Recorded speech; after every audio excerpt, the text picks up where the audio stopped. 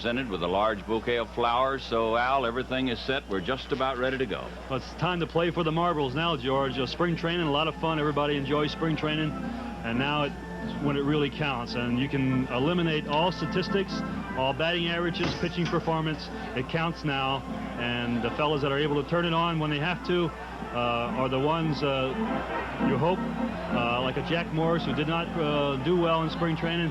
But he says he feels fine, and you know Jack Morris is going to win. Yeah, now's the time to do it. Jack had a terrible spring, as we told you. He won 1, lost 3, earned run average of a little over 7, and he knows that just will not get it. Now, Jack last year won 14, lost 7 during the regular season against this ball club. He was 0-0. His lifetime record 2-3 against the Kansas City club. And he'll face the left-hander, Larry Guerra. Now, we talked about Guerra in the pregame show. Larry won 11 last year and lost 7. He's had a great career against the Tigers. He's won 8, lost 5, but he's pitched much better than that. He's just been a tough pitcher against the Tigers. So we should have a fine ball game tonight. Jack Morris, a right-hander, Larry Guerra, a left-hander, and we're going to be right back after this message.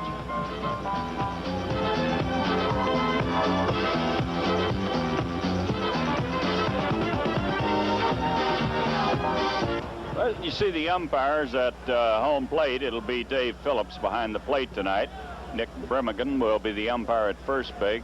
Greg Kosk down at second base, and Steve Palermo will be on at third base. A rather late arriving crowd, as you might expect on a cool evening, and it's not that bad at all. Temperature should be in the low 40s here in Kansas City. Just a very pleasant day. It's been a bright, sunshiny day all day long here in Kansas City. They had sold 25,000 seats. They were expecting 30,000, and now they're going to have close to 30,000 people here tonight. Well, it's a pretty good crowd, George, but I still wonder why they would play a night game opening day. You would expect that with all the season tickets that they sell, they could have played a day game, and it was a great day. As you mentioned, a bright, sunny day. The AstroTurf will create a little bit more heat. And even tomorrow, the players were saying, why don't they play a day game on Saturday instead of a night game early in the year? You would think that they could draw 30,000 during the daytime. Well, they're going to play here tonight, though. That's the schedule, and they'll play again tomorrow night, and the temperature will be better, the weatherman says, tomorrow night. It's going to get up to 55 tomorrow afternoon. And then on Sunday for the finale, as we told you a little bit earlier, the weatherman has promised a very delightful Sunday afternoon, Easter Sunday, of 68 degrees. You just can't beat that this time of the year. So a rousing applause saluting the Kansas City Royals as they were taking the field, and Larry Guerra here taking his warm-up tosses. George, we have the 3 new players that will be facing Larry for probably the first time. Cabell might have faced Larry when he was in the National League, but Ed Miller, Cabell, and Larry Herndon. This fellow is a very crafty left-hander, as we've mentioned before. His record, he always pitches well against Detroit. He has more success against the free-swinging type hitters, the ones that go for the home runs. The 3 fellows that are in the lineup for the first time against him are not those kind of hitters. They're more base hit type hitters, and maybe they will give Larry Guerra some trouble. Certainly we need, if he pitches like past performances, we need someone who can get on base. Another thing we should look for, the Tigers are going to look to be running, but Larry Guerra has one of the better moves to first base, so that might delay the start of the go-go type Tigers. Well, it's going to be Ed Miller to lead off. Enos Cabell will bat second and play at first base tonight against the left-hander. And then Gibson in center field. Larry Herndon, of course, is in left field. John Walkenfuss, the designated hitter. Tommy Brookins is at third base. Lance Parrish will do the catching. Alan Trammell is at shortstop. Lou Whitaker, the second baseman. Leading off for Detroit. And Jack Morris will do the pitching for the Tigers. Ed Miller, right field. Chet Lemon's going to be out for a while. He has the pulled rib cage muscle, and that can be very sore. It's just a matter of time. So we're ready to go in the first pitch of the 82 season. He attempts a bunt, and he missed it. When you play on AstroTurf with the speed of Ed Miller, of course, the Tigers have been trying to get him to hit the ball on the ground to begin with. But you should try to hit the ball on the ground or line drives. Here's a line drive base hit. This one is into right center field. So Ed Miller starts the ball game with a solid base hit. George, I mentioned they're the type of hitters that will give Larry Gura much more trouble than someone, a free swinger, like Lance Parrish, to name just one, someone who goes for the fences. Someone who tries to move the ball around will have much better success against a Larry Gura type pitcher. There's Enos Cabell, who's playing at first base tonight. You're going to see a lot of Cabell this year. He'll be at first base, third base, designated hitter, might even be in the outfield, and will do a lot of pinch hitting. They've been hitting and running with the Cabell, particularly in spring training, on the first pitch. I doubt whether they'll have Miller going until they see what kind of a move he has to first base.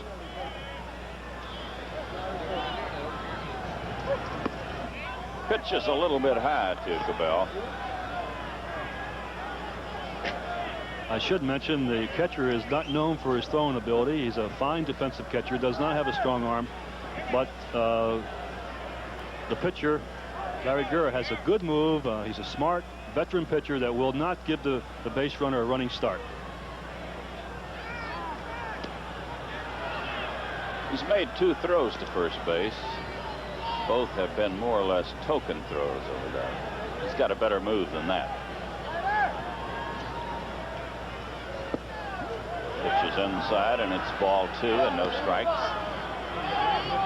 We're in the first inning in Kansas City on a very delightful evening. Much better than we had hoped for. They had some snow here yesterday morning. Ball 2, no strikes.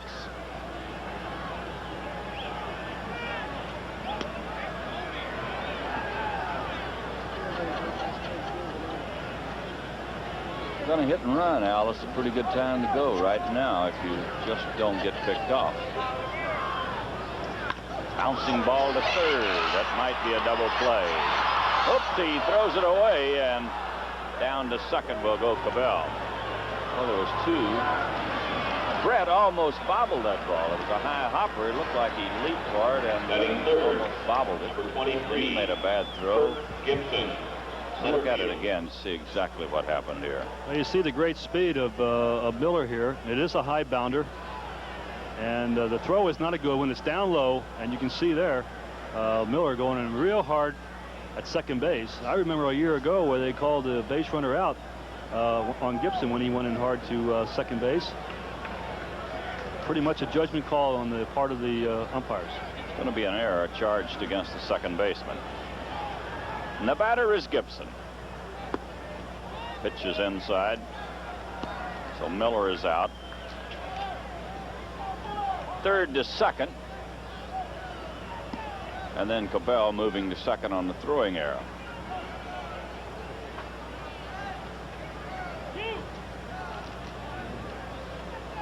Frank White saying to himself, my goodness, I just got the Golden Glove presented to me just before the ball game, and on the first play I get, I'm charged with an error.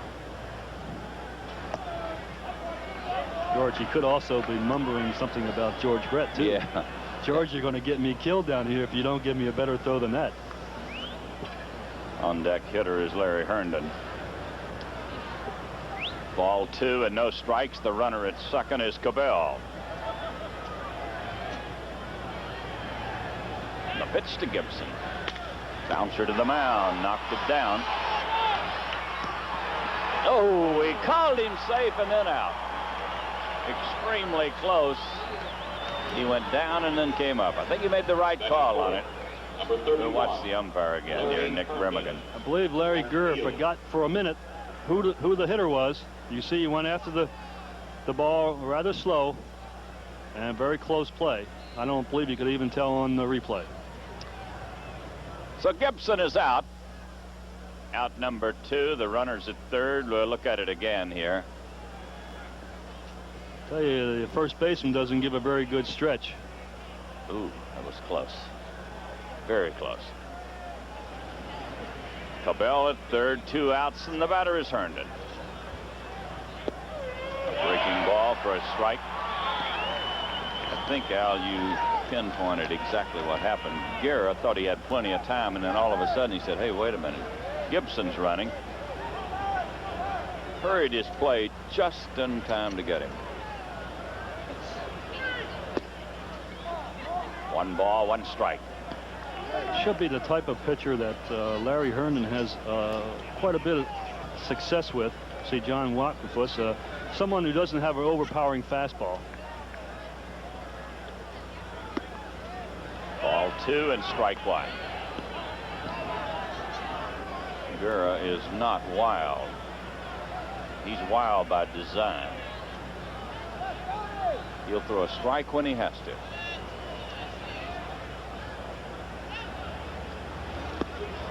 Ball 3, strike 1. Guerra has never opened at home. He's never been an opening day pitcher at home. He has been an opening day pitcher one other time, but that was in Baltimore. And he's never been an opening day pitcher in his own ballpark. Kansas City has played 1 ball game this year. They opened in Baltimore, and they were beaten 13-5. Here's the 3-1 pitch. Good stop by Wathan. Herndon gets a walk. So the Tigers have him at first and third with 2 outs, and the batter will be John Wockenfuss.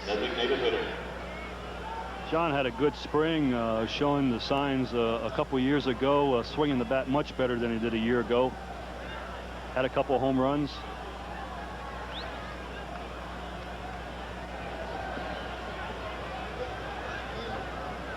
We're in the first inning in Kansas City. The Tigers have them at first and third with 2 outs.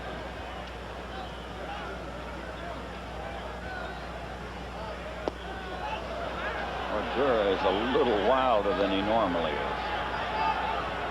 Looks like he was going to overthrow that one a bit. Third base runner is Cabell. First base is Herndon.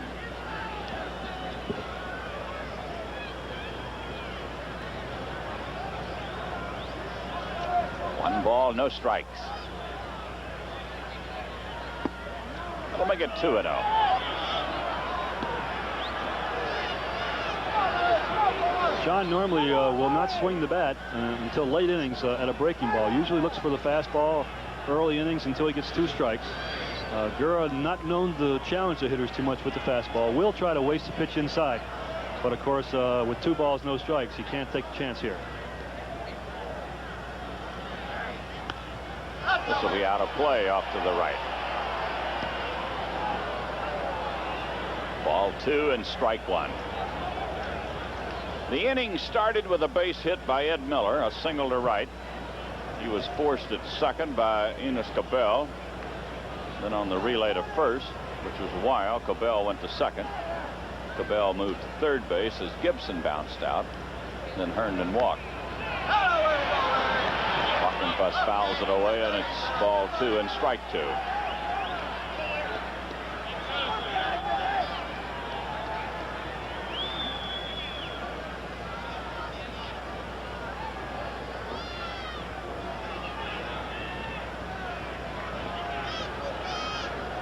Good shot from center field as Guerra gets ready. There goes the runner, and a drive to right that's going to be caught. Wockenfuss hit the ball well, but right straight to the right fielder. No runs in the inning on 1 hit. Tigers strand a couple. We go to the bottom of the first in a scoreless game. Ladies and gentlemen.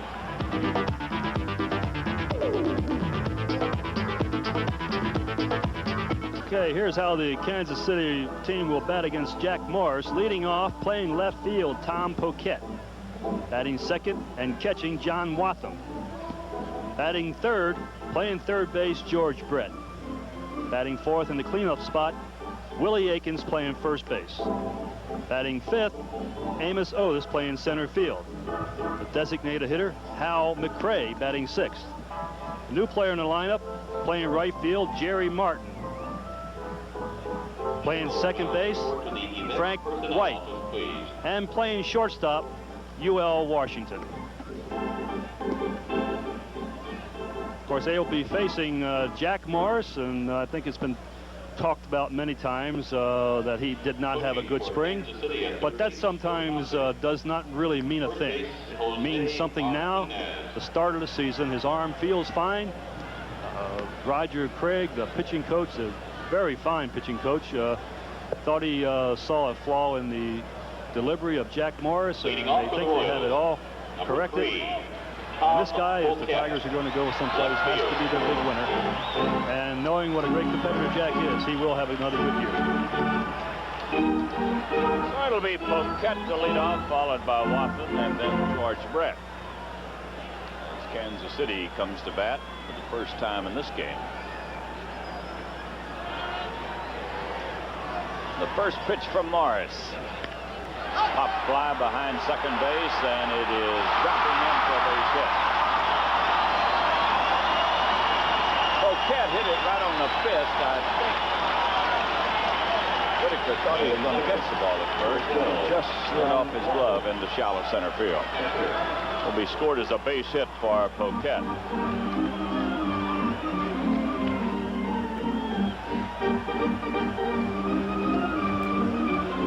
Bring up the catcher, John Wathan.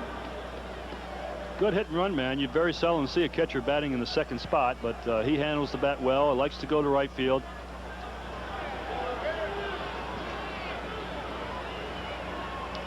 One of the best second place hitters of all time was a catcher in Detroit, Nicky Cochran. Nicky Cochran.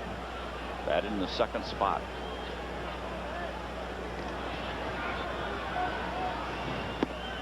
Pitch is in tight.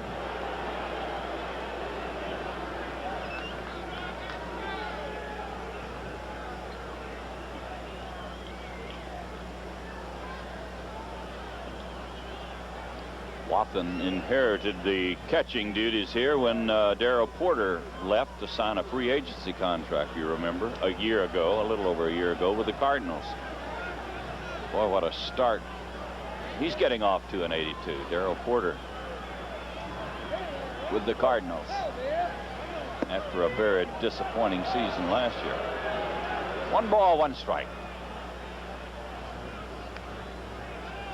On deck circle, George Brett.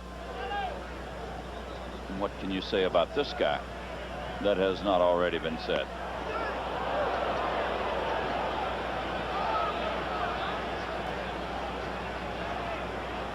The runner at first is Tom Poquette. He's playing in place of Willie Wilson, who's got an injured rib cage too. There's a pitch out. Nothing develops. Had a chance to talk to good friend Rocky Colavito, who is now back in baseball as a coach with the Kansas City team. Looks great again. Doing a lot of batting practice. Wants to say hello to his good friend Eddie Robinson back home. The 2-1 pitch, and the runner is on his way. He pops it foul. It'll be out of play. Royals had the hit and run play on. And the count is even at 2-2.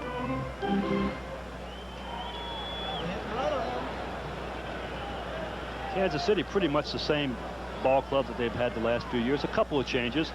A few new pitchers. Vida Blue for one. A right fielder, new right fielder, Jerry Martin playing for the Royals this year. This is foul, out of play. You can see Wathan trying to go to right field with it, as Al pointed out. He handles the bat well.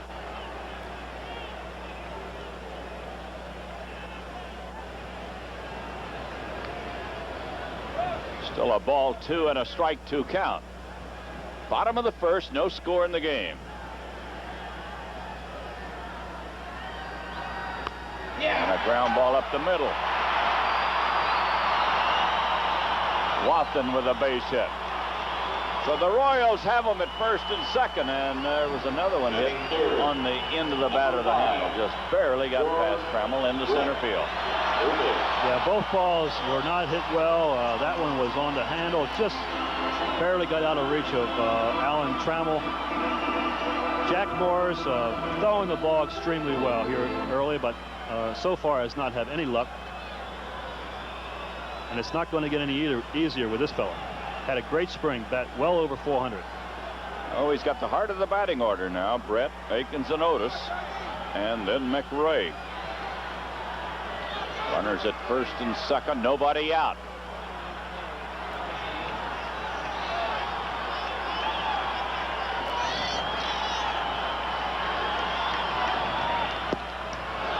One strike to Brett. George said he had a disappointing last year. He hit only .314 after hitting .390 the year before. Well, that's .390 is a tough year to try to duplicate. There hasn't been too many people in the history of baseball that batted .390. Pitch is outside, 1-1. George had a difficult year off the field. Off the year field. ago. You know, he had got in a lot of trouble with different people, the press, the media, and so on and so forth. A very difficult time for him. And there's the big guy, Willie Mays Aiken. George had a very difficult year. I'm sure he was glad when it was over. 1 ball, 1 strike. Morris trying to get out of a jam here in the first inning. 2 on, nobody out. Fly ball into left center field. Gibson is there. Boy, nobody tagging up. That's a little bit surprising. Now he's headed for third base. Here's the throw, and he makes it. Well, that was surprising. Boquette did not tag up till after Gibson caught the ball. Then he took 2 steps back, tagged up, and still had plenty of time. Well, Gibson really mad at himself, and rightfully so. He coasted under that ball, and although the flag is not moving, it's obviously the wind is blowing out, because he backtracks, and then when the base runner saw that Gibson was backtracking, he knew it was impossible for him to get anything on his throw. You can see there, he's backtracking, and now to get any momentum on his throw is almost impossible. And the second thing he did wrong was going to third base. He had no chance to get to third base. He should have gone to second base to try to get a double play. Both runners moved up. They have them at second and third, 1 out. The batter is Akins. We're going to walk him to pitch to Otis.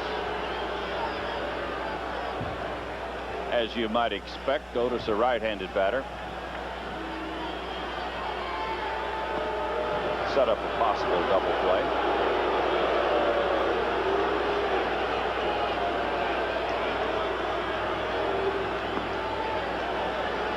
Well, the intentional pass has been a part of baseball for 82 years, I guess. That's how many years the Tigers have opened in the American League, and yet they always boo.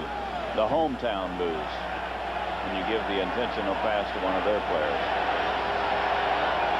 Well, they're going to pitch to a guy that's had a pretty good career against Detroit offensively. Amos Otis has always been a tough out for Detroit.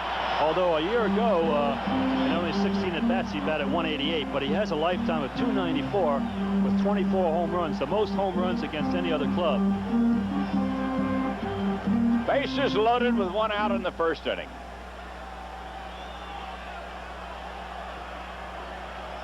This inning started with a single by Tom Boquette. John Wathan followed with a single to center. Brett fly deep to left center. The runners moved up. Then the walk to Akins. And the pitch to Otis. 1 ball, no strikes.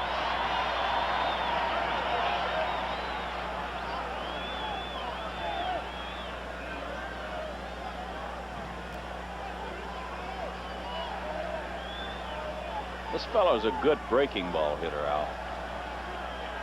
Well, he seems to guess real well against the Tigers, no matter what they throw him. He doesn't try to pull the ball. Threw the fastball by him. 1-1.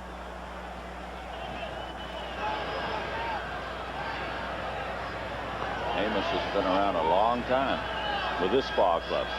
They got him from the Mets in a real steal. Is it Joe Foy? For Joe Foy, a third baseman.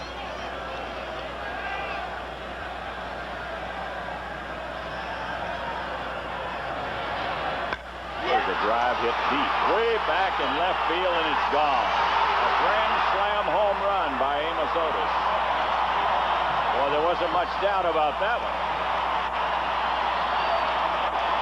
Otis gave it a ride into the left field seats, and the Royals take a 4-0 lead.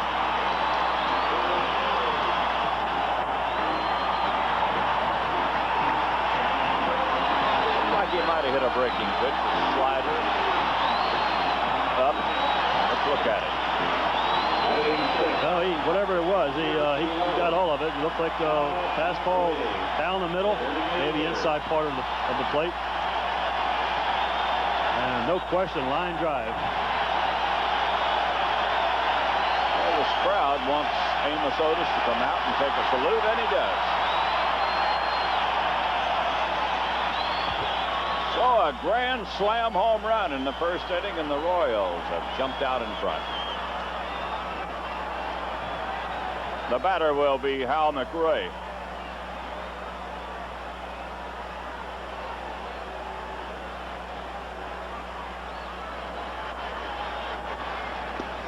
Pitch is in tight. McRae's been an outstanding hitter, both in the National League and long time here in Kansas City.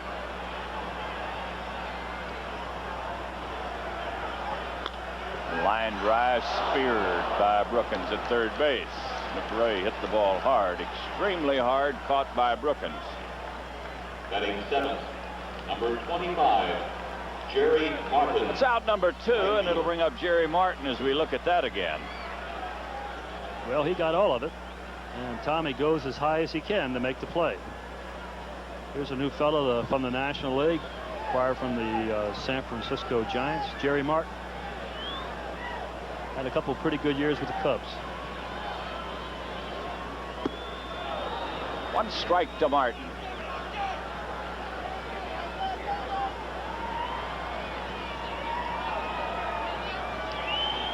The pitch from Morris is in tight. 1 ball and 1 strike.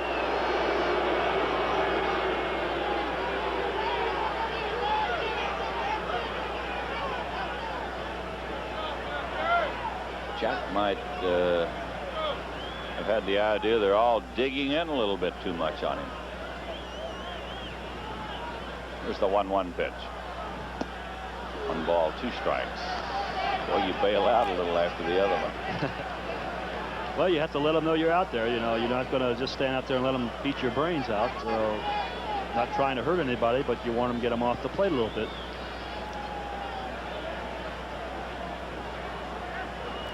Struck him out. They get 4 runs in the inning on 3 hits and a walk, and at the end of 1, Kansas City 4, the Tigers nothing.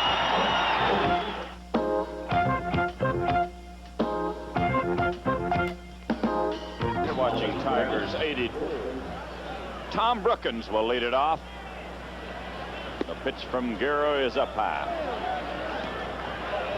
Royals have 4 runs on 3 hits, 1 error. The Tigers no runs, 1 hit, and no errors.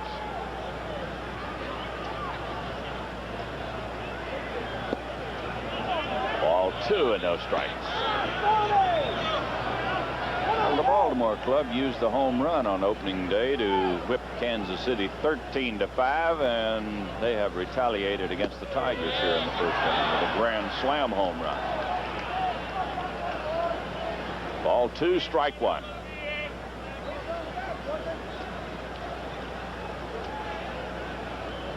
The pitch to Brookins. Fly ball down the right field line, foul. This should get into the crowd.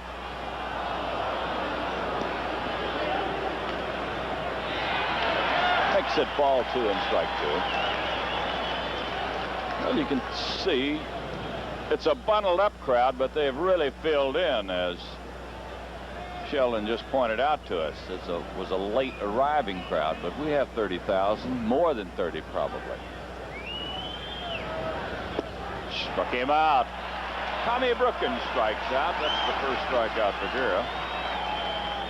Batting 7th, number 13, Lance Parrish, catcher. Looks like Tommy goes for a bad pitch here out of the strike zone. Take a look at it. 2 strikes, tough pitch to lay off of. That'll bring up Parrish with 1 out and nobody on. Drive down the left field line. That will be foul.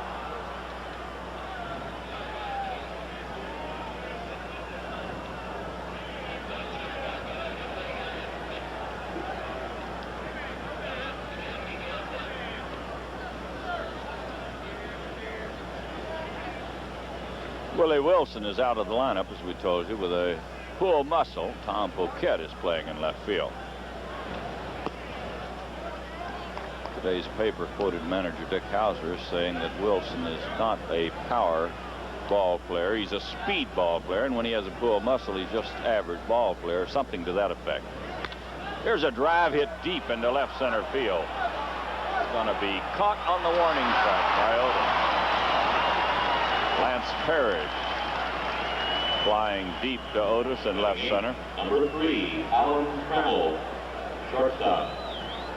Well, it's always great to hear from our friends in the Kalamazoo area, and we want to give a special hello to Gordon Anderson and Jerry Raffle from WKZO, who make these telecasts possible in the Kalamazoo area.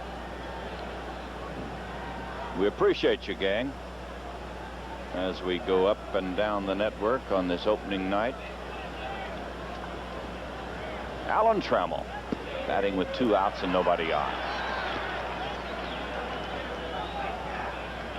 I was going to say a moment ago, Hauser said Wilson just average with a pull muscle. He said, I'm not average at anything. He said, I'm a 300 hitter with a pull muscle. I'm better than that when I'm at full strength. Got to be a little careful what you say about these athletes. There's a strike. 1-2 to Trammell.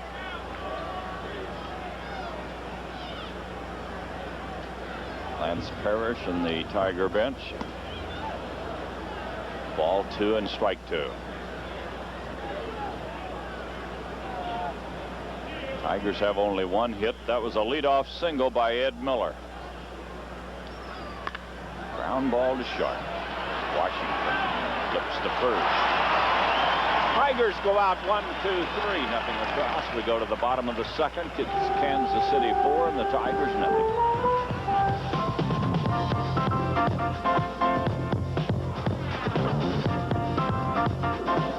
Copyrighted telecast is presented by the authority of the Detroit Baseball Club and is intended solely for the private, non-commercial use of our audience. Any publication, republication, retransmission, or any use of the pictures, descriptions, and accounts of the game without the express written consent of the Detroit Baseball Club is prohibited. Frank White, UL Washington, Tom Poquette due up for the Royals. 4-0. Kansas City leads it here in the second inning. The pitch to Frank White. Bouncing ball, foul. Ooh, barely. Just outside the line. Right on top of the plate, third base umpire Steve Palermo. Let's take a look at that, Al. See if it missed by 2 inches or 6 inches or what. They're playing him off the line. He's normally not a pull hitter, but you can see the ball just going foul. 1 ball, 1 strike.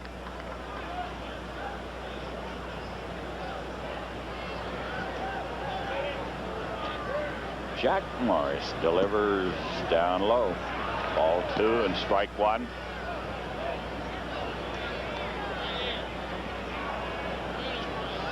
This crowd in a very festive mood with the Royals off and running 4-0.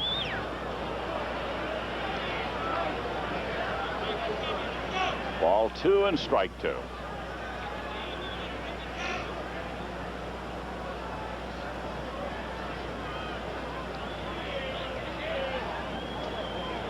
The pitch to White. He checks his swing, and this is going to be a tough play. Safe. Out.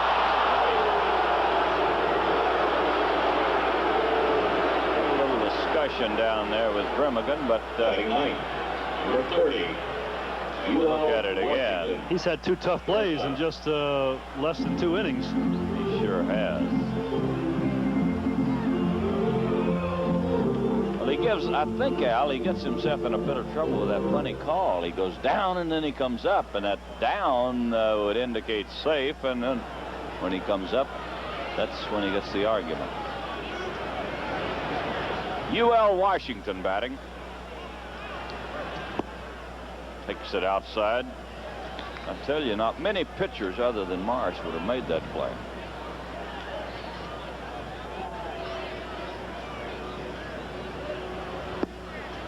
Ball 2 and no strikes.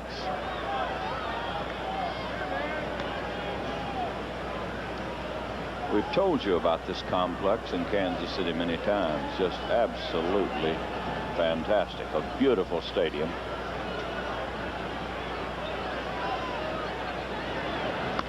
I'm sure that many of our listening audience has been here, but if you have not and you're in this area, you should come out here. It's a beautiful ballpark. We'll scan the field for you. In the water tower and right field. It's a little bit chilly tonight. That summertime, it's refreshing. Ball 3 and strike 1.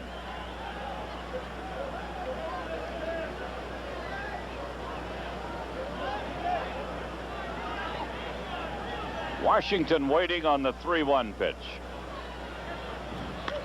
Fly ball to left. Herndon is there, makes the play. That is out number 2, and it'll bring up Tom Poquette, who started the 4-run rally in the first inning.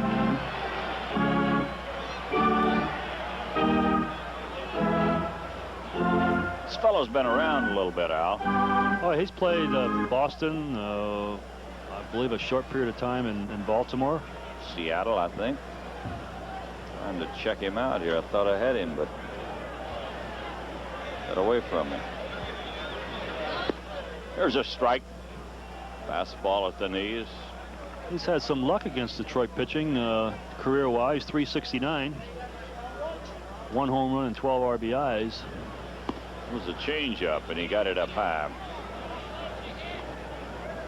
1 ball, 1 strike.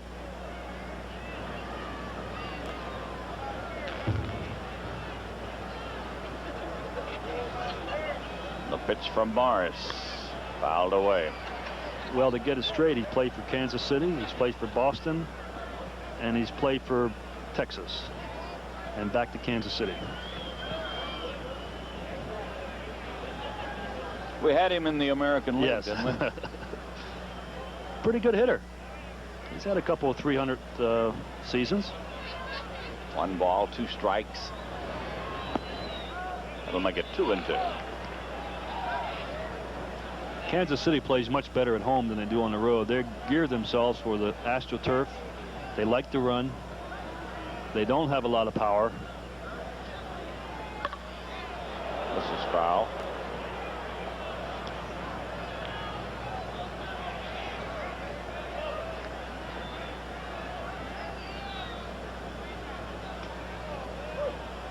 We're in the second inning. 4-0. The Royals lead it. 2 outs, nobody on. And the 2-2 pitch coming up to Poquette. Bouncing ball towards short. Alan Trammell will make the play. So he gets a 1-2-3, nothing across, and at the end of 2, it's still the Royals 4 and the Tigers nothing.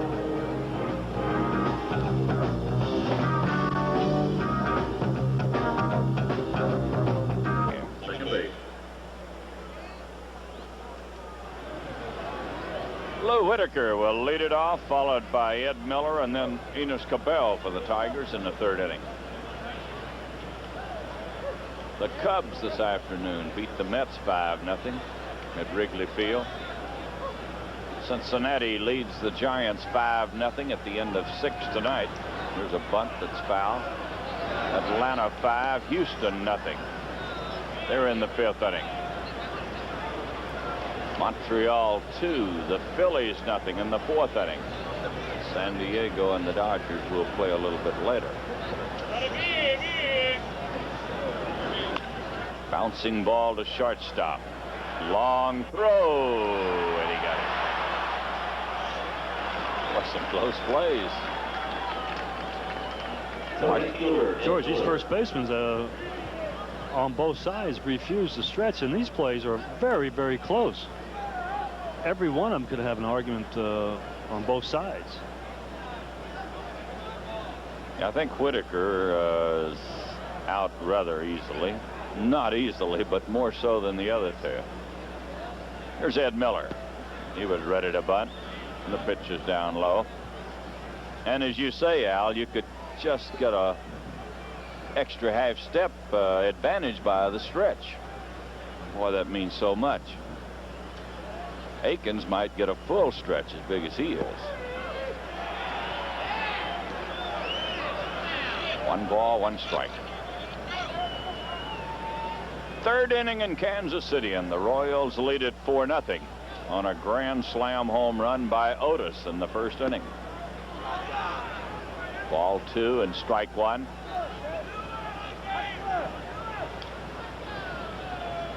Miller has the only hit off Larry Gura. Bouncer to third base. Off by Brett. So Miller is out, third to first, and the batter will be Cabell.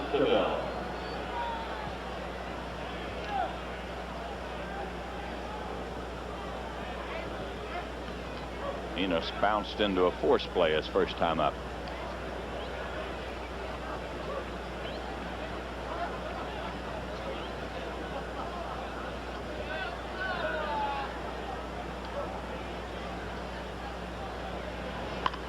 Here's a drive into center field.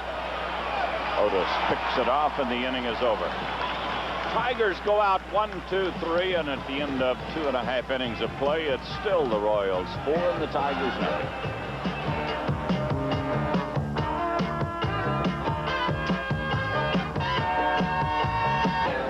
Don't forget now, next Thursday, April 15th, the Tigers will be home in Detroit to open the season. That'll be the home opener.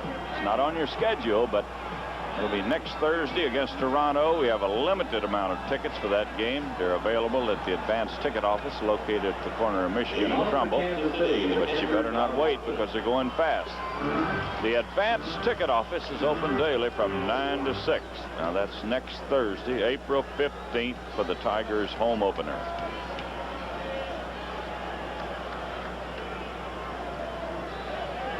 John Wathan will lead it off. He had a base hit in the first inning. Came around to score on the home run by Otis.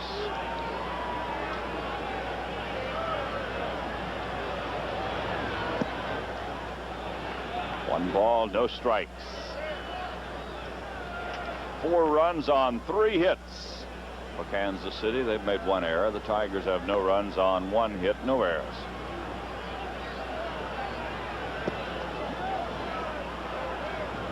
In regard to tickets now, don't forget you can still buy tickets the same as last year, the easy way for all the Tiger home games. You can charge them on your MasterCard or Visa charge account. Just simply pick up the phone and dial 313-963-7300. That's 963-7300. And let us do the rest. Ball 3, no strikes. And our strike to Wathan. Will be followed by Brett and then Akins.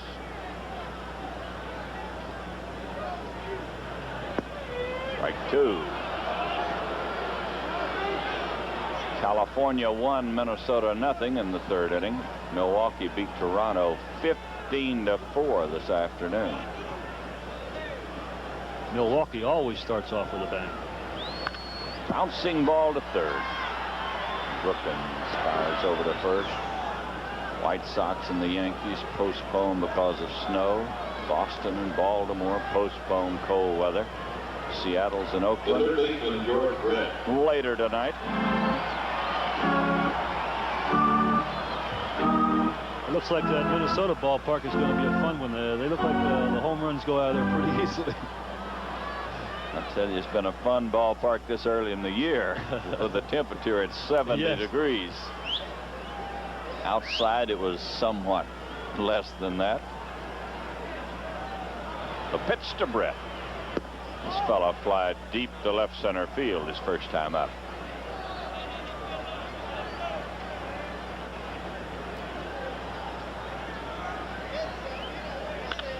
And he pops it up. Oh, that is a major league pop-up. Brookins is going to have to wait till it comes down. Oh, my. He hit it a mile high on the infield.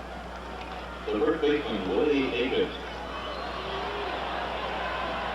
A That's out number 2, and it'll bring up Willie Aikens, who received the intentional pass his first time out. Royals scored 4 runs in the first inning, but 2 of the base hits were what we call chinkers. They just got over the infield, through the infield.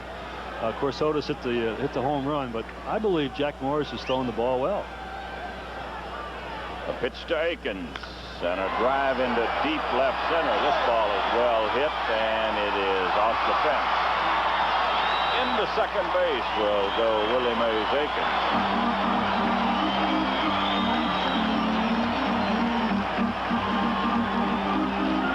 Hit number 4 for Kansas City. Well, he tags this one. Aikens more of a pull hitter. But this one is over everybody's head. You can see he has a good swing. Short hops the fence. Home run in Tiger Stadium. We'll bring up Otis, who had a grand slam home run in the first inning. Batting with a runner at second and 2 outs.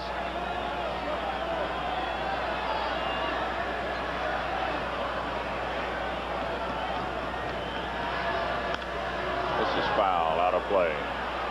Aikens is the first man to reach base since the home run by Otis.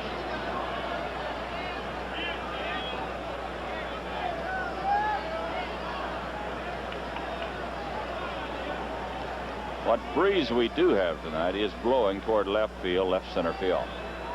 It's beginning to move the flag a little bit.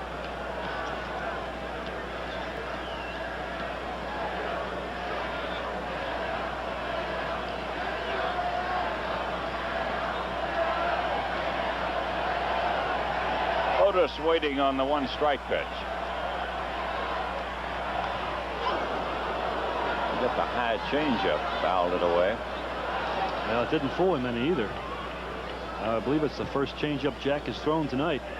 And, of course, it was a bad pitch up in the eyes. He had a good cut at it.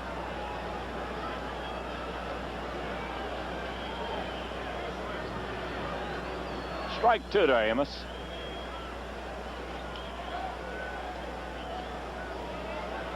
This fella hit a home run his first time at bat in the World Series, you remember, a few years ago against the Phillies, a couple of years ago.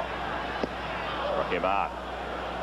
Threw the fastball by him. Otis strikes out. No runs on 1 hit. They strand a man, and at the end of 3, it's still the Royals 4, the Tigers nothing.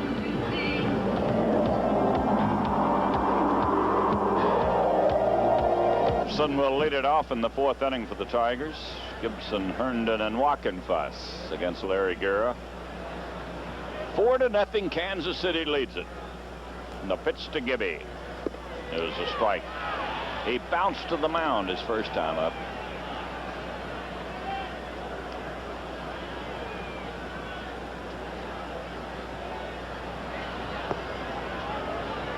One ball, 1 strike.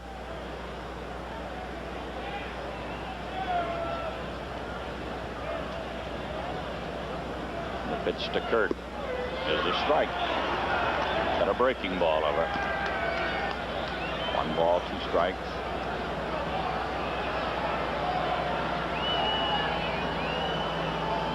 I think it might have been a little cold in Toronto today. Well, it was cold in Michigan, so I'm sure it was cold up in Toronto. There's a line drive caught with a shortstop. Gibson hit the ball sharply into the glove of Washington. The left fielder, Larry Herndon. That'll bring up Larry Herndon, who walked his first time at bat.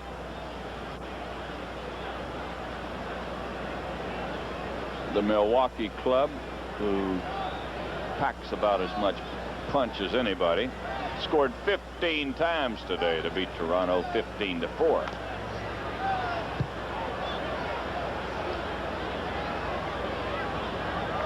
Al Ackerman picks them to win it all in the American League East.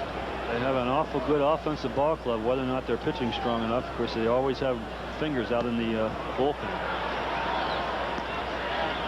You wonder when he's going to start going backwards. He has just been probably the finest relief pitcher in history. For 10 years. For 10 straight years. And had his best year a year ago. We'll make it a ball and 2 strikes to Herndon.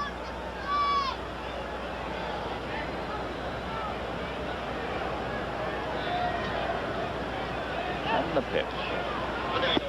It was a strange deal the Cardinals made. They had Suter and Fingers and traded Fingers away along with Ted Simmons. Ted Simmons. Of course, Ted did not have a good year over at Milwaukee, and a lot hinges on him coming back and being a player he used to be. There's a ground ball to short. Big hop to UL Washington, who tosses it over to Akins. The designated hitter, So Larry Herndon is out. And the batter will be Walkenfuss.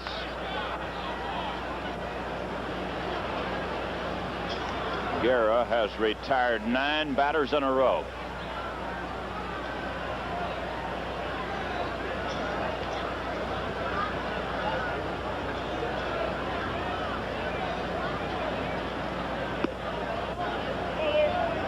Cincinnati 5.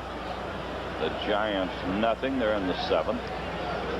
Atlanta 5. Houston nothing in the 6th inning.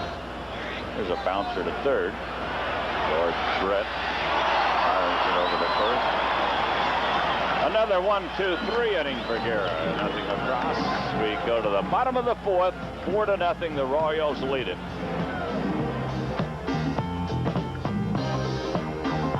After a wild first inning, it settled down into a pitcher's duel. The Tigers threatened. They had 2 on with 2 outs when Walkenfuss lined out to end the inning. The Royals came back on a grand slam home run by Otis to take a 4-0 lead. Since then, they've had 1 base hit. The Tigers have not had a base runner. So the pitchers have taken over pretty much. Here's McRae, who was robbed of a base hit by Brookins his first time out.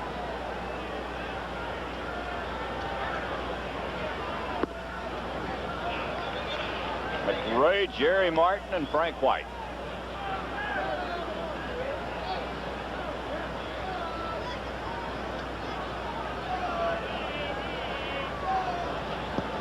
Only got a ball and a strike. Kansas City might be, Al, one of the few ball clubs in the league that uses just 1 designated hitter. McRae against right or left-handed pitching. Does not matter. This fellow's a good player, has been since coming over to the American League, playing on AstroTurf, been a real outstanding ball player.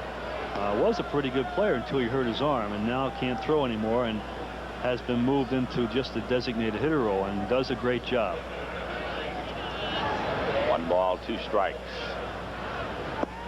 We'll make it 2-2 to McRae. He's unhappy here. I don't know why, but he was wanting to be traded this spring. Well, he was wanting his contract extended, and he's, I believe, 35, 36 years old, and I wouldn't mind having an extended contract too if I was 35, 36 years old. He got him. Fastball over the outside corner, and McRae is called out on strikes. the right fielder, Jerry Martin. Well, here's when Jack Morris is sharp, when he's effective, when he's pitching well. Here's where he has to get the pitch. Outside corner, low if he can, but Jack has to keep the ball in the outside corner. 3rd strikeout for Morris. And the batter is Jerry Martin, who struck out his first time up. Bounces it foul. A difference in Jack Morris since the first inning. After the home run, he came in very close on Hal McRae on the first pitch.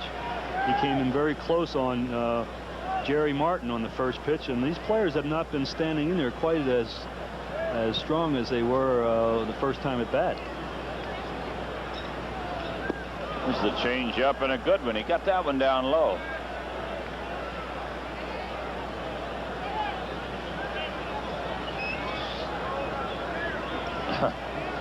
Yeah, the scoreboard a little messed up. I guess the cold weather having a little effect on it. That's opening day. Make mistakes, the players do. I tell you, it's just a delightful evening, I think, here in Kansas City. Much better than I could ever have hoped for. I finally took the advice of my wife and brought my heaviest coat, and I don't even need it. No, you could get by on that little light when you used to carry around. Struck him out again. 4 strikeouts for Jack Morris. Second baseman, Frank White. That's out number 2, and it'll bring up Frank White. Well, here's the same pitch again. He pitched him. He threw a fastball inside. Here's a slider, a perfect pitch, low and away corner. Nobody can hit that. All you do as a hitter, you try to foul it off and make him come in there again with another pitch. Frank White was thrown out by the pitcher his first time up. Talking about Jerry Martin a moment ago. He had 2 great years in Chicago. He had 19 home runs one year and 23 another. Last year with the Giants, he only hit 4. George, sometimes I get some mail when I mention the fact that you try to foul a pitch off. And yes, I used to try to foul pitches off.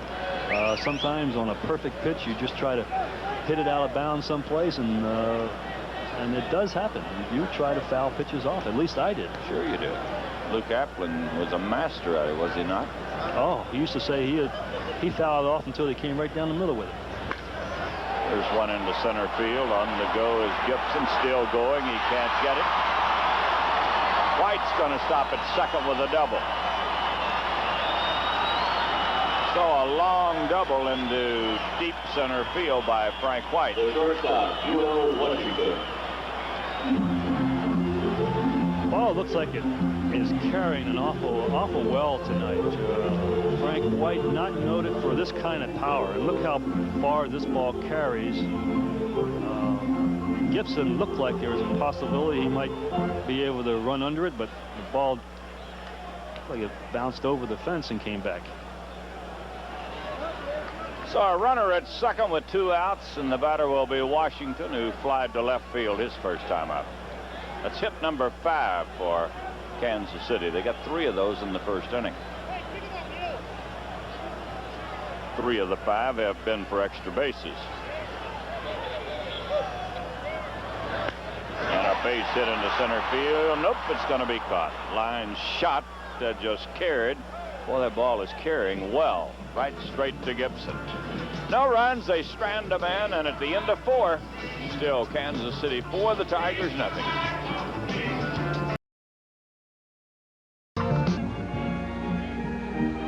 4-0. Kansas City leads it. There's some Tiger fans out. This is Dundee, Michigan. All right. Same group that was in Lakeland, too. Leading off for the Tigers, the third baseman, Tom Brookins. I flew in today of quite a few people on the plane coming to watch the Tigers play this weekend. And they're going to have a good weekend of baseball. Brookins will lead it off. Tommy hits it right back to the mound.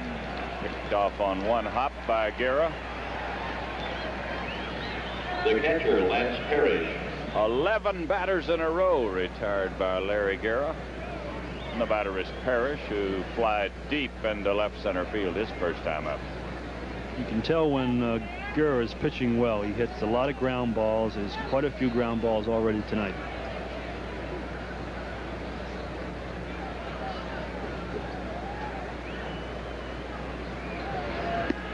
Pitches outside to Parrish. Cincinnati got another run. They lead the Giants 6-0. Reds batting in the 7th. Ball 2 and no strikes. Atlanta still leads Houston 5-0. Cubs beat the Mets 5-0 this afternoon at Wrigley Field. Montreal 2 and the Phillies 0. Bottom of the 6th. Bouncing ball to third. So Parrish is out, third to first. Out number 2, and the batter will be Alan Trammell. The shortstop, Alan Trammell. Alan showing no signs of the freak accident that he had yesterday.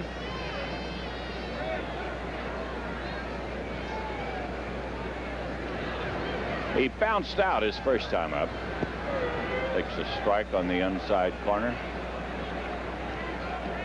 had 40 stitches right below the hairline. Very lucky it didn't get into his eye. Check swing is foul.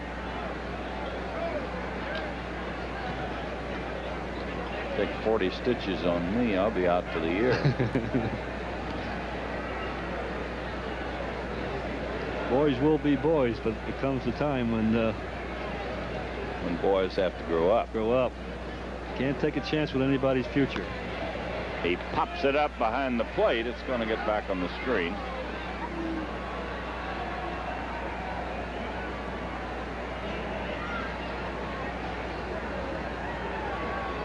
Still a strike 2 count to Trammell.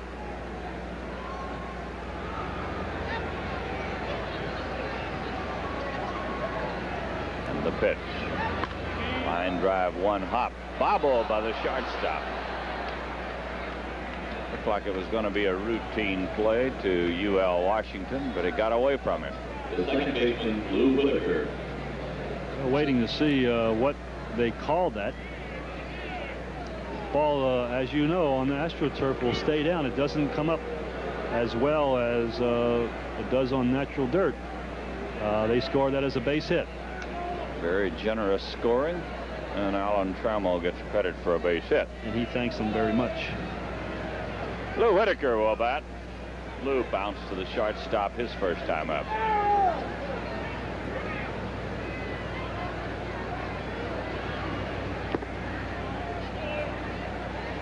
One ball, no strikes.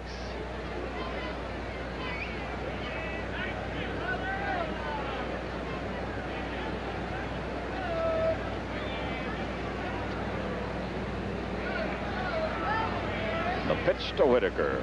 Outside. The Phillies got off to a bad start on their opening day at home. Steve Carlton was hit rather hard, and the Phillies just were atrocious in the field. Committed 3 errors and a couple of more that they said could have been errors. Here's one hit into deep center field. Otis drifting back. Well, he goes back on a ball just like you're supposed to go get him. Right to the spot. Camps under it and makes the play. Tigers strand a man. We go to the bottom of the 5th. 4-0. The Royals lead it.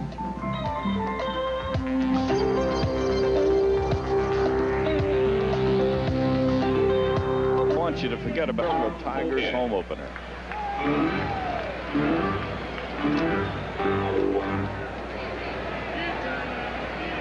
Tom Poquette will lead off. He's had a hit in 2 trips. He takes a strike at the knees. Kansas City scored 4 times in the first inning, and that's been the scoring in the ball game. The pitch is in for a strike.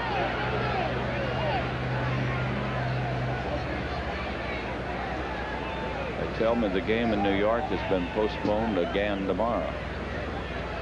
Yankee Stadium is covered with snow.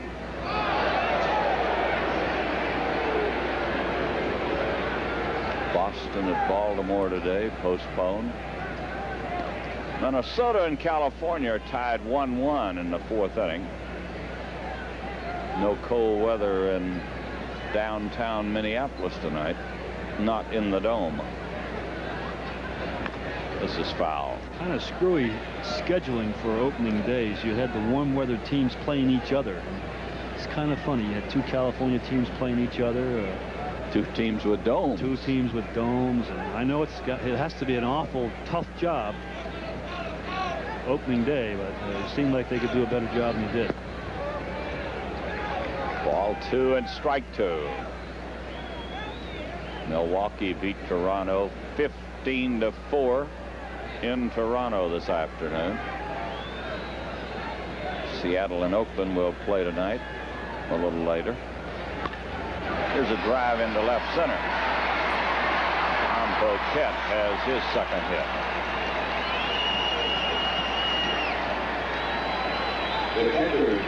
So a leadoff single by Poquette here in the 5th inning. The batter will be John Watson, who has singled and bounced to 3rd.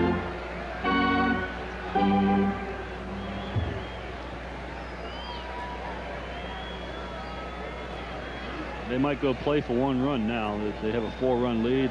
Just try to add to it. Possibly stay out of the double play. Try to advance the man if they can. Not a bad play with Brett, Akins, Otis, McRae coming up. We'll see how Dick Howser plays it.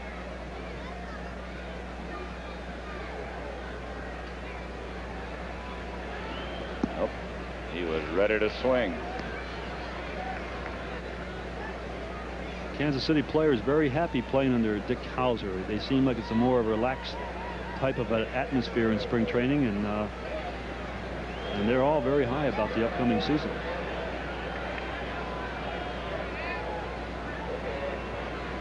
You know, it's a strange situation, Al. Jim Frye is one of the finest men I know in all of baseball, and yet they had so much discontent over here. He finally just had to move on. And you wonder why. Well, I have my thinking, and players are different today with the guaranteed contract, no trade contracts, and it's pretty tough for a manager to have any sort of discipline when people are making 5, 6, 7 times more than the manager, and also have guaranteed contracts and can't be traded. Frye is coaching with the New York Mets now. He coached for a long time under Earl Weaver at Baltimore. 1 ball, 1 strike.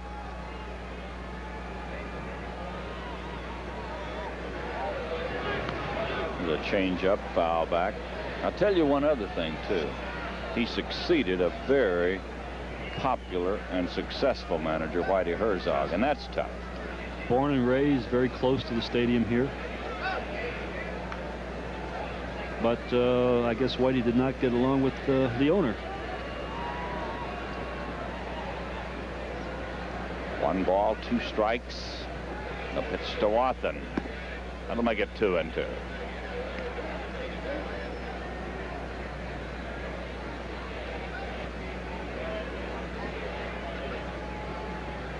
We're talking about the Milwaukee club having some punch. California ball club's going to have a little punch this year. 3 MVPs on the same team. Ground ball to Trammell. 1 out. Double play. Trammell to Whitaker and back to Enos Cabell, and they turn the double play. The third baseman, George Brett. Take a look at a perfect double play on the AstroTurf. Ground ball generally bounces true, and just a routine flip to second base and an easy double play. And the batter is George Brett, who has flied to center and popped it up to the third baseman.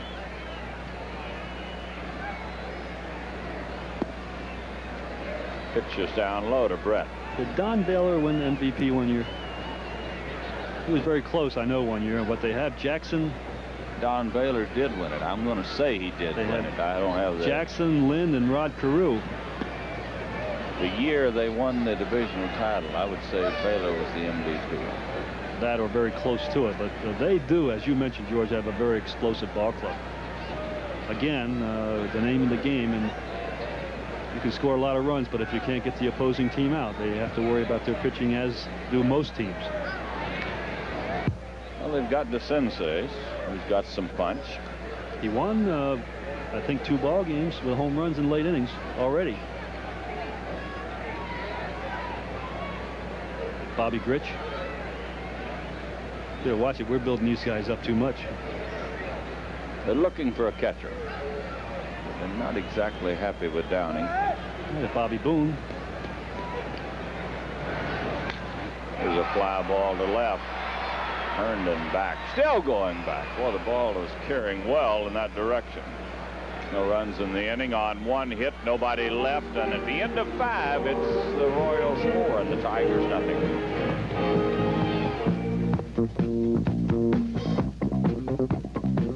Fielder, Ed Miller. 4-0, the Royals lead it as we go into the 6th inning.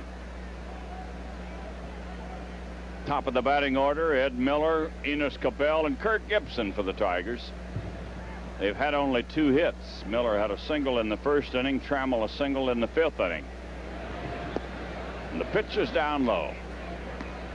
Tigers had one threat against Guerra. They had him at first and third with 2 outs in the first inning. Wockenfuss lined out. Since then, Mr. Guerra has been in control. 1 ball, 1 strike.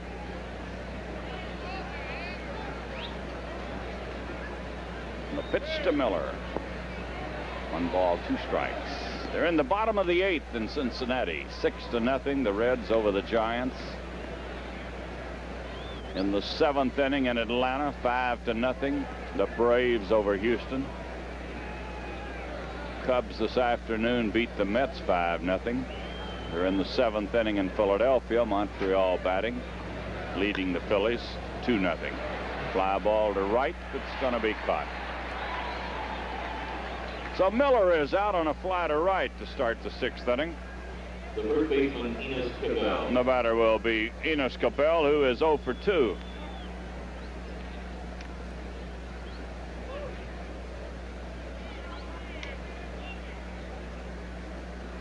Now you watch Larry Guerra pitch and you think, boy, this guy is just nice to hit at.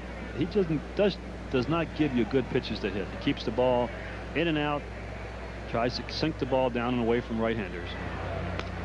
There's a pop fly that's going to be caught by the second baseman, White. He jammed him with that one, hit him right on the fist, and Enos popped it up. Kurt Gibson. So 2 quick outs here in the 6th inning. The batter will be Gibson, who has bounced to the mound and lined to the shortstop.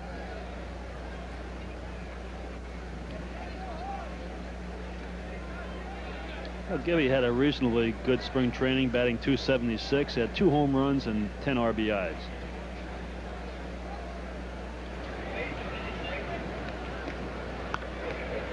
This is out of play off to the right of the screen.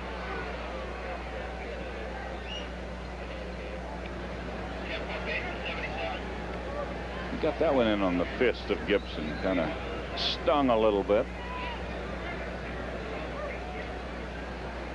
And the 1 strike pitch. There's a drive into center field, right straight to Otis. So Gibson lines the ball to Otis. The Tigers go out 1, 2, 3. We go to the bottom of the 6th. Still the Royals 4, the Tigers nothing.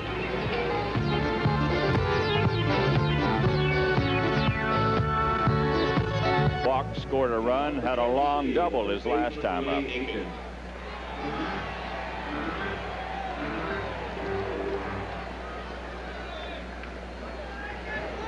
Akins, Otis, and McRae against Jack Morris.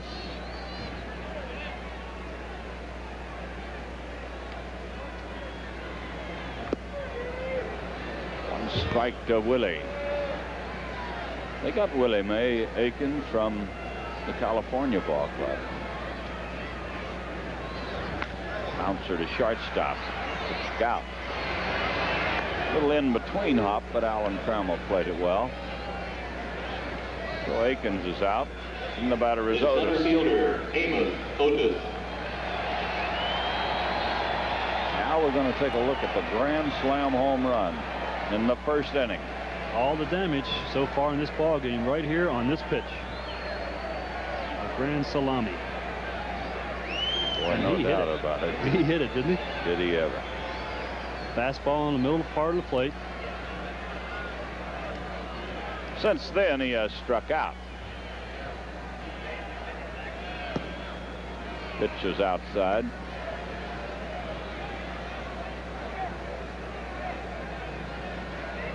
Kansas City has 4 runs, 6 hits, 1 error. The Tigers, no runs, 2 hits, no errors.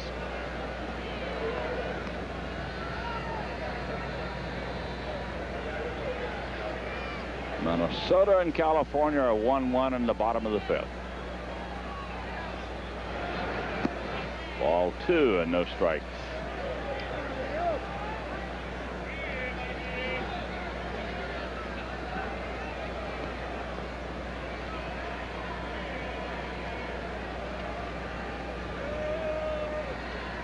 It's going to be Dan Petrie tomorrow night against Dennis Leonard, a right-hander. There's a strike. Then on Sunday, Dave Rozema will get a start. against Vida Blue. I'd like to see Vida Blue. I wonder if he can still throw the ball like he did when he was with Oakland. A lot of people say no.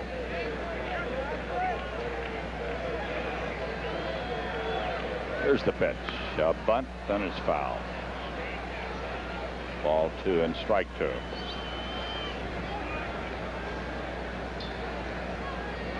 Kansas City gambled some pretty young prospects for Vida Blue. They're trying to win, and they feel that Vida Blue might be the fourth starter that they need.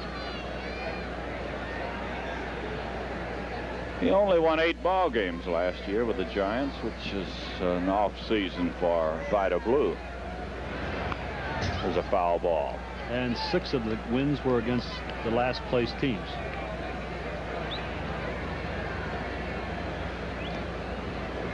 Sparky Anderson and his coaches, trainers, Bill Beam and Pio.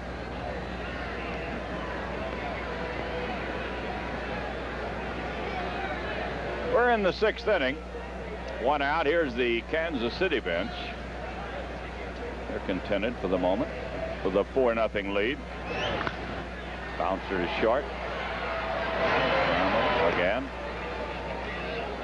We'll pause right here. 10 seconds for station identification. You're watching Tigers 82.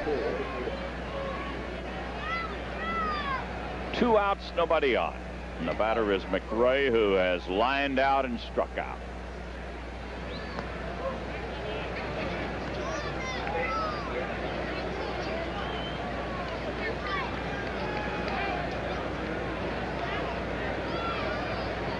One ball, no strikes to McRae.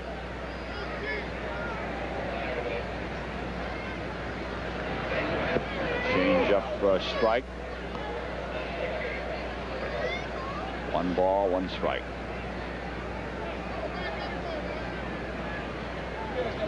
Jack says if we could just forget that first inning, everything would be hunky-dory.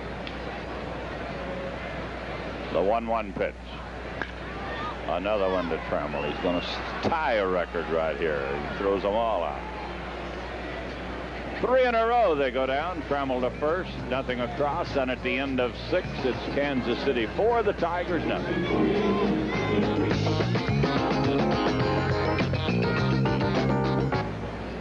Guerra working on a 2-hit shutout at the moment.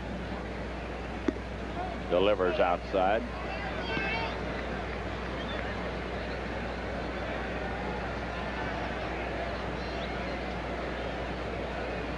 Ball 2, no strikes. And a shot into center field for a base hit. So Larry Herndon starts the 7th with a solid base hit. The designated hitter, John Wockenfuss. Hit number 3 for the Tigers, and it'll bring up John Wockenfuss. John is lined to right, bounced to third. They're in the 9th inning in Cincinnati. 7-0. The Redlegs lead the Giants. And a strike to Wockenfuss. They're in the 8th inning in Atlanta. Braves 5, Houston 1. Bottom of the 7th in Philadelphia. Montreal 2. Phillies nothing. The Cubs beat the Mets at windy Wrigley Field this afternoon. I think that would be a safe assumption, don't you? Pretty good chance. I would say 75%. Wind whipping around. There goes the runner, and a base hit on a hit-and-run play.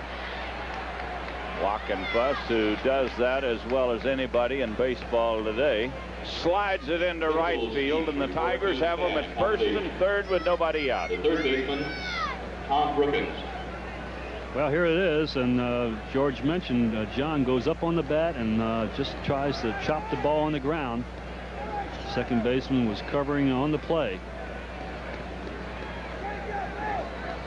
So the Tigers have them at first and third, nobody out, and the batter is Brookins, who has struck out and bounced to the mound. A hurry-up call to the Kansas City bullpen. And from that delivery, it has to be Quisenberry going from the side. He is the right-hander.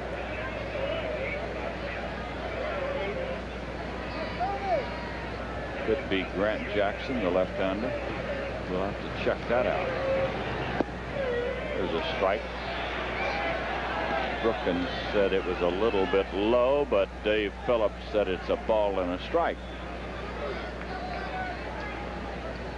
Base runners, Herndon at third base, Wockenfuss at first. Nobody out as the Tigers put on their first threat since the first inning. Strike two. Guerra made a good pitch on him, right where he wanted it, right on the outside part of the plate.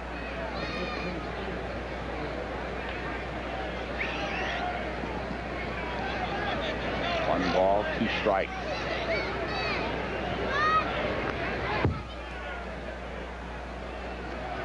Tommy got a piece of it, stays alive, still 1-2.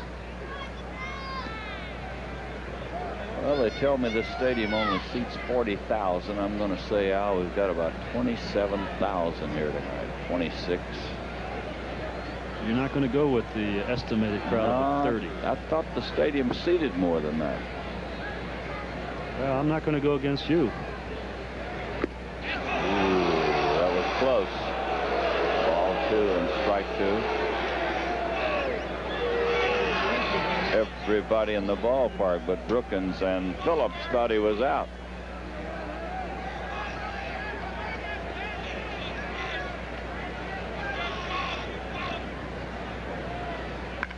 This is foul.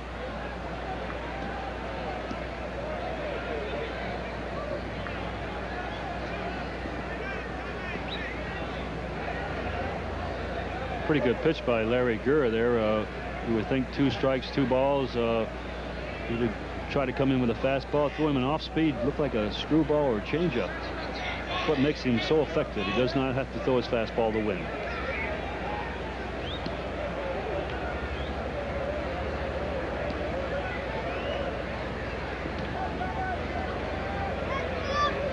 Ball two and strike two. 2 on and nobody out. And the pitch coming up to Brookins. This is foul. Change up, and Tommy got it right on the end of the bat. I tell you, he will not throw you the same pitch twice in a row. Here's the Tiger dugout.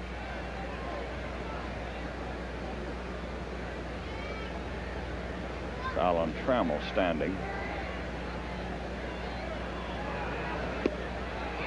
3-2 to Brookins. Do you run him out, keep him out of the double play? You know, I believe they will in this case. I know 4 runs down that is going against the grain a little bit, but I believe they will run him. Guerra says he'll take a shot at Wockenfuss in case he started early. Sometimes on the hit and run play, a man will start early. You can pick him off. Fly ball on the infield. UL Washington will make the play. So Brookins pops it up. Guerra gets a big out, and the batter will be Lance Parrish. The catcher, Lance Parrish. Lance has flied to center and bounced to third in 2 trips. You have to take advantage of those men on third base with less than 2 outs. Over a course of a year, it could mean 10, 12 RBIs for a hitter. And the one thing you don't want to do is pop the ball up on the infield. Final score from Cincinnati, 7-0. They beat the Giants.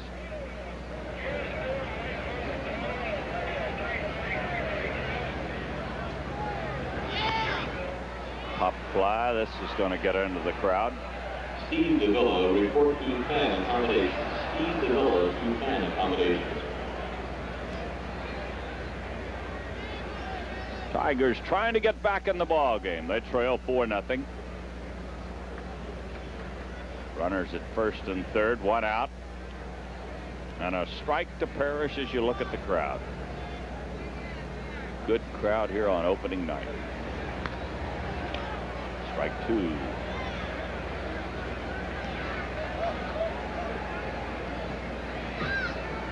Like he might have quick pitched him. Got to be ready. Larry Guerra knows just about every trick in the book. I don't believe now he will throw him a strike the next two pitches. I think he will try to just waste them and hope that Lance will go for a bad pitch.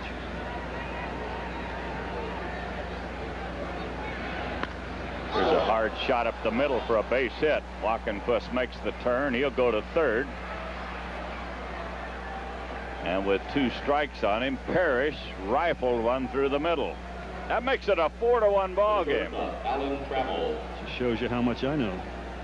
I think that Larry Guerra made a mistake. I don't think he intended to get it in the strike zone. To give Lance a lot of credit, he hit a very good pitch. The ball looked like it was sinking low and away. Let's take a look at the last pitch. I would believe he was trying to keep the ball a little bit outside, hoping he'd swing at it. It's like a good pitch outside corner, and Guerra, good fielding pitcher. Ball was just by him too quickly. It'll bring up Trammell, who's 1 for 2. Allen had a single his last time up. Walkenfuss at third base. Parrish at first. And a foul ball back into the crowd. 4-1. Kansas City leads it. And the bullpen is working overtime for Kansas City.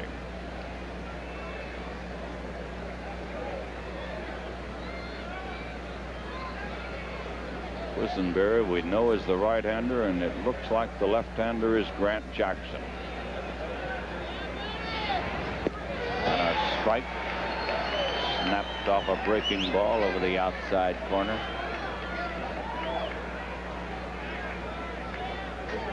Well, he was strike 2 on Brookins, strike 2 on Parrish, and now on Trammell.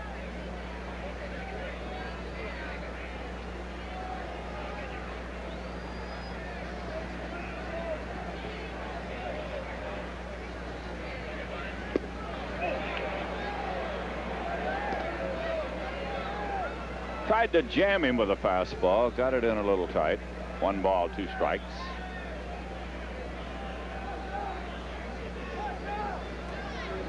Base runners, Walkenfuss and Parrish. And the 1-2 pitch. This one fouled away.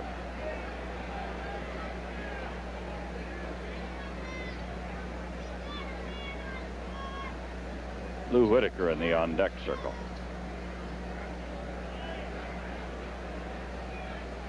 Tigers trail by 3. Guerra ready to pitch to Trammell.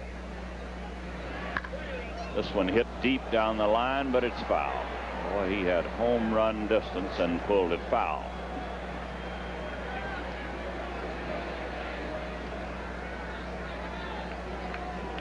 There must be a stronger breeze blowing to the outfield than we can see from up here. I see the flagpole now. The flags are waving a little bit, but unless that or the balls seem like they're really jumping out of here tonight. Ground ball to third. He'll go to second for 1 out. That's all. Walkenfuss comes in to score as Trammell bounces into a force play. Makes it a 4-2 ball game, and the batter is Lou Whitaker. Good piece of hitting here, even though he doesn't get a base hit, but he protects the plate, he puts it in play. Allen has good speed going to first base, and he gets the base runner in. Lou Whitaker has bounced a short and flied to center. Bounces this one to second. Frank White picks it off, throws him out. Tigers get 2 in the inning on 3 hits. They strand a man. We go to the bottom of the 7th. Kansas City 4 and the Tigers 2. The Royals lead it as they come to bat in the 7th inning, and this crowd of about 26, 7 or 8,000 standing for the 7th inning stretch. They're going to be sending up Jerry Martin, Frank White, and UL Washington against Jack Morris. I see the bullpen continues to throw out for Kansas City, George. No, there's 2 new ones out there now, 2 left-handers. Just trying to get a little work in, I would imagine. Right fielder Jerry Martin.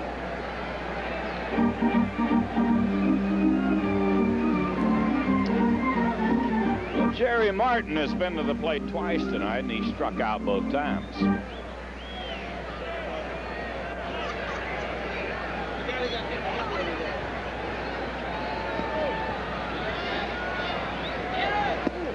There's a strike from Morris. In Minnesota, they're in the bottom of the 6th inning. California tied 1-1 with the Twins. Seattle and Oakland about ready to go. Here's a base hit. Jerry Martin lines it hard into left field. The second baseman, Frank White. So the newcomer Jerry Martin gets his first hit. The batter will be White, who had a double his last time up.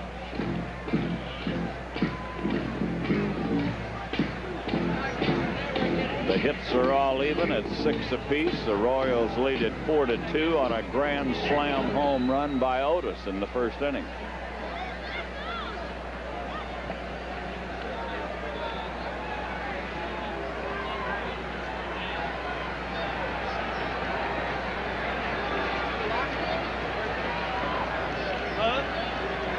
White is a good bunter, handles the bat well. We might see the sacrifice here.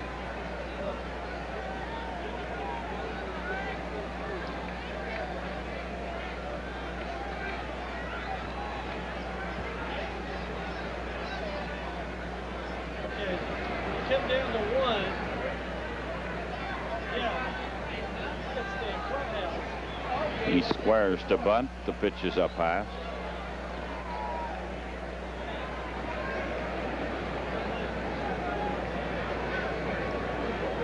Martin has fairly good speed. He's not the burner as Wilson or some of the other people on Kansas City. He used to run fairly well, but has had leg problems his last couple of years.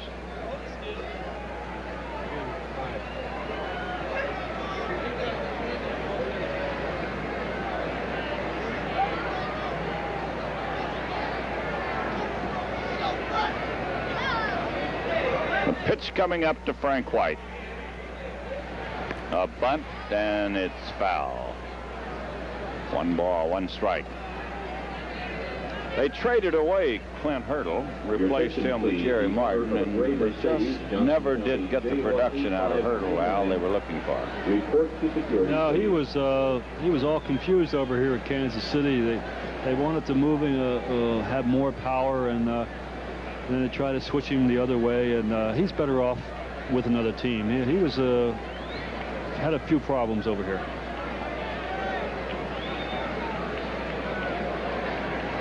One ball, 1 strike, nobody out. We're in the 7th. Kansas City leads by 2.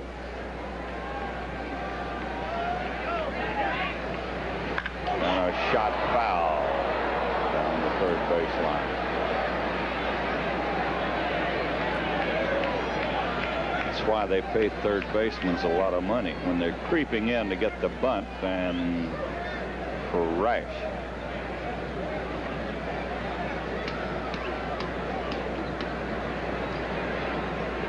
One ball, 2 strikes.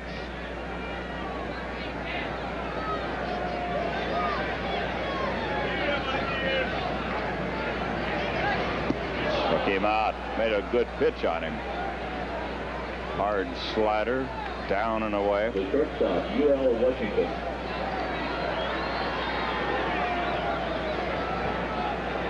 It's 5 strikeouts for Jack Morris tonight. That's kind of high for him. He doesn't normally strike out a lot of people. And if he could only eliminate the first inning. UL Washington is flied to left and lined to center field. He hit the ball hard his last time up. A low liner that carried straight to Gibson.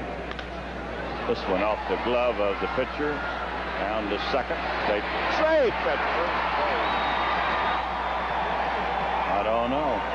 Nobody believes it, they say. Parrish was there. The left fielder, Tom Poquette. Whitaker was already past third base into the Tiger dugout. What happened here?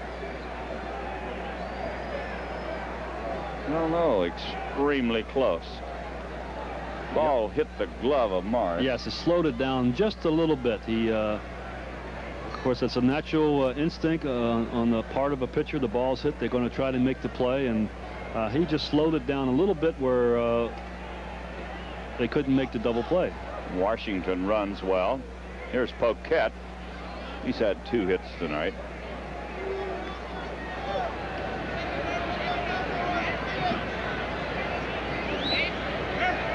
Tom Poquette started the ball game with a base hit. There goes the runner. No chance. He picked a good pitch to go on. A change of pace, and it was down low and inside. And besides that, he had a flying start. Well, Jack, you can get a good jump off of Jack. He gives you a very long leg kick. He brings his leg back across the rubber, and a good base runner will see that and can get a good jump. Did he swing? He did. 1 ball, 2 strikes.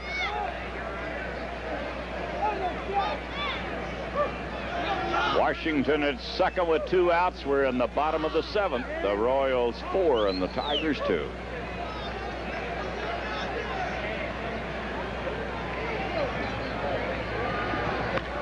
Fly ball to right. Should be no trouble for Ed Miller. No runs in the inning, 1 hit. They strand a man, and at the end of 7, Kansas City 4, Detroit 2. The batting order for the Tigers in the 8th inning: Miller, Cabell, and Gibson against Larry Guerra.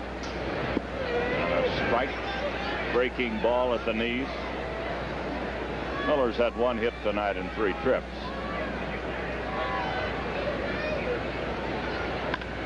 Right back to the mound. So Miller is out, pitcher to the first baseman, and the batter will be Cabell. Don't forget next Thursday now, April 15th, the Tigers will be home to open the season. Toronto will be in town, and there is a limited amount of tickets available for this game. You can get them at the advanced ticket office, corner of Michigan and Trumbull. Thursday, April 15th, Tiger home opener. The old weatherman says he's going to treat us a little better. Can't be much worse. Been a tough winter back home. Pitch is in tight. Ball 2 and no strikes. Montreal batting in the 9th. They still lead the Phillies 2-0. Houston batting in the 9th. Atlanta 6, Houston 1. And a strike to Cabell. George, you know the pitcher for the Chicago Cubs? No. Ferguson Jenkins, 31. That's the number he's always worn.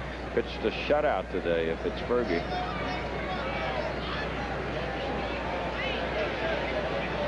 There's the pitch to Cabell. And a line drive into center field. Enos Cabell has a solid base hit. The center fielder, Kirk Gibson. And the batter is Gibson, who is 0 for 3. I just checked. That was Ferguson. Going back home, Well, where he originally started his career and many great years, this fella just keeps going on and on. Great competitor. Gibson batting with a runner at first and 1 out in the 8th inning. The Tigers trail by 2.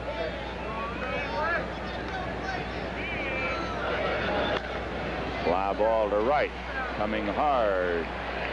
Jerry Martin is there, and he'll make the play. So Gibson pops it up into shallow right field. And the batter will be Larry Herndon.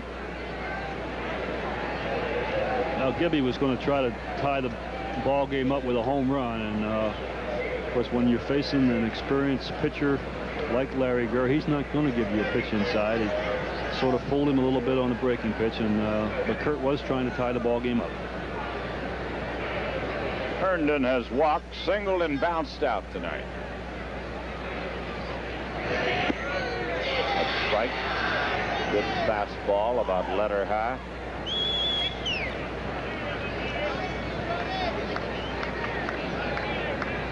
Top of the 8th in Kansas City. The Royals lead by 2.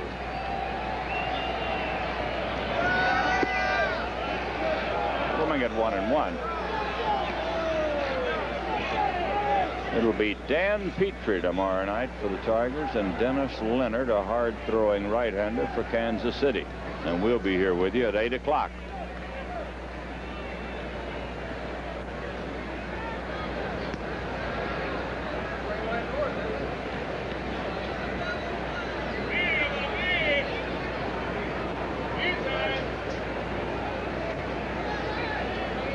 Runner at first base is Cabell. Checks his swing. Ball 2 and strike 1.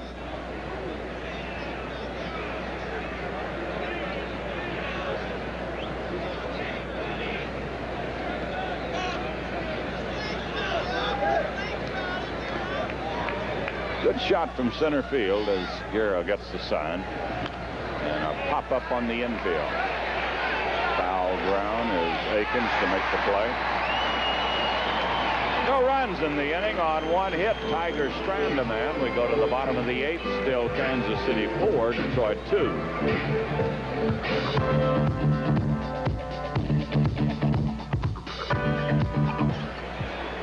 Well, we just got the paid attendance here tonight. And like the man said, 29,069. 29,069. Royals said this afternoon they were expecting about 30,000. They just about got them. This is John Wathan to lead off. He's had a single tonight in 3 trips.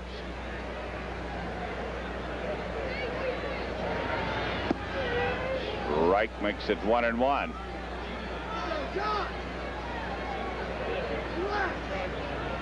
3 of the 7 Royal hits came in the first inning, along with a walk, and one of those a grand slam home run. Since then, Morris has not allowed a runner past second base. Ball 2 and strike 1. 3-1.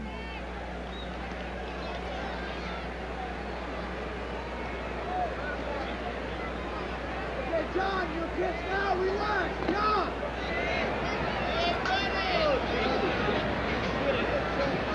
John Wathan waiting on the 3-1 pitch from Morris, and he pops it up. Parrish near the stands. Oops, he's got it. Good play by Larry. Lance Parrish, who crashed into the barrier. The third baseman, George Brett. Hung on to it. Lance handles these pop-ups about as well as anybody. Yes, he does. Of course, Lance was signed as a third baseman. Has made the adjustment to catcher rather well.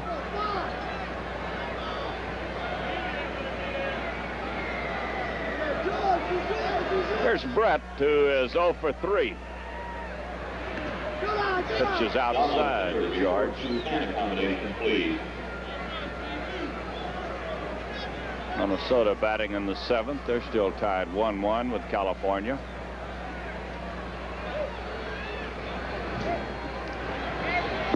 And a strike to Brett. Bottom of the 8th there in Kansas City. The Royals 4 and the Tigers 2.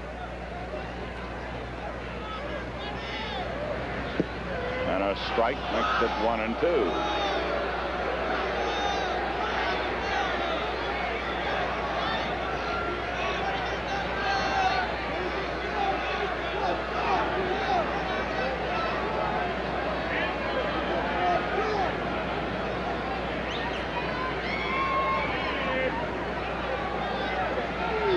The 1-2 pitch. Bouncer to short. Alan Trammell down low, but Cabell came up with it. So Brett is out short to first. Out number 2, and it'll bring up Willie Aikens, who has walked, doubled, and bounced out.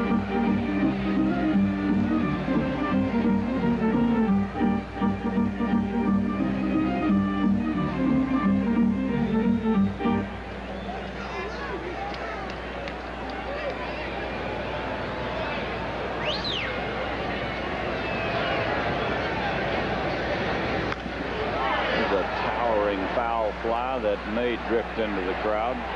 Brookins over, but can't get it.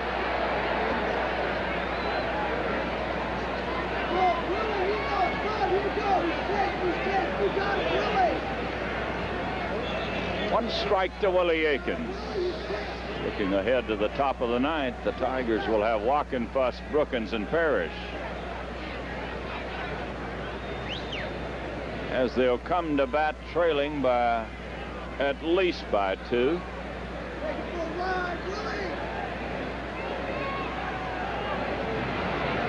And maybe more now. This ball is against the fence. Aikens on his way to second. Ball hit right on top of the fence and bounded back into the playing field.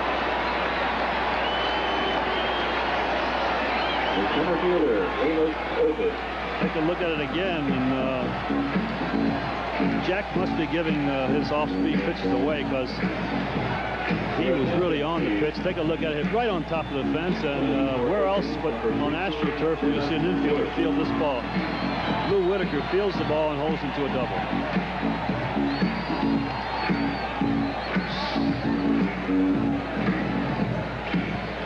Doesn't get a runner for Willie Aikens. Number 16. That would be Dennis Wirt. W-E-R-T-H. Got him from the Yankees, and he'll play first base.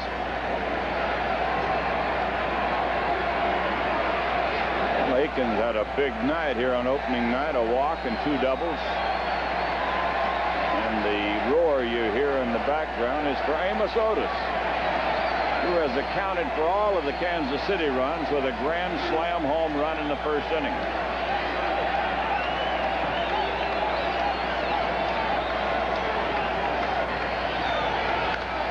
This will be out of play.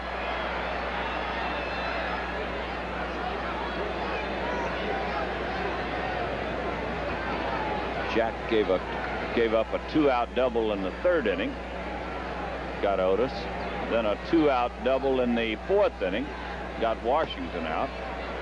Now a 2-out double here in the 8th inning.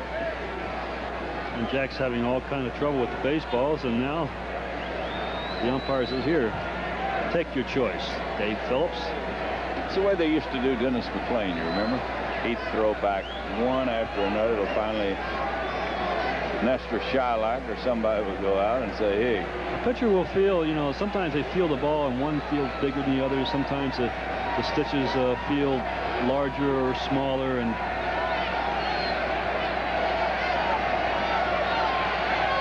bouncer to the mound. Right back to Jack. He's got him out. No runs on 1 hit. They strand a man. We go to the top of the 9th. Kansas City 4 and the Tigers 2.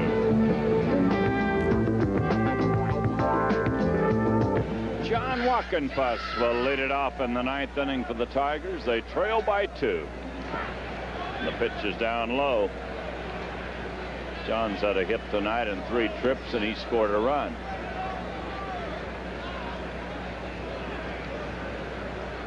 Four runs, 8 hits, 1 error for the Royals. 2 runs, 6 hits, no errors for the Tigers. Grounder to third. Brett over to first. So Wockenfuss is out, third to first. And the batter will be Tom Brookins. Third baseman Tom Brookins. Tommy's looking for his first hit. He's 0 for 3.